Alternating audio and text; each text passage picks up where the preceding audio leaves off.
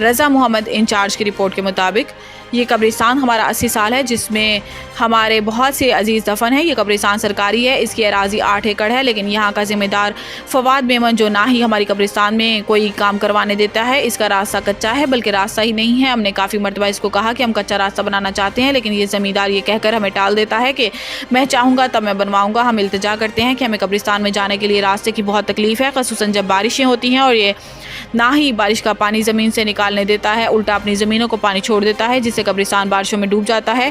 इलाका मकीन इस ज़मींदार की ज़्यादती की वजह से बहुत परेशान है। हमारी हुकूमत और औकाफ खाते से भी इल्तिजा है कि हमारी हेल्प की जाए और इस ज़मींदार की ज़्यादती से निजात दिलाई जाए।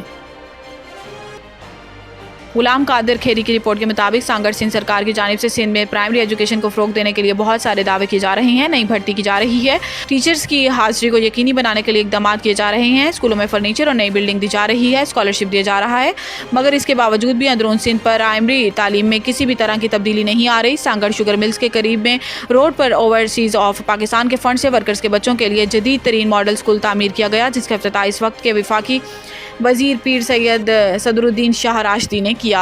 बिल्डिंग तैयार हो गई, मगर एक दिन भी फ़ाल ना हुई और तबाही की तरफ गामजन है। इन्होंने आला हुकाम से नोटिस लेने का मुतालबा किया है।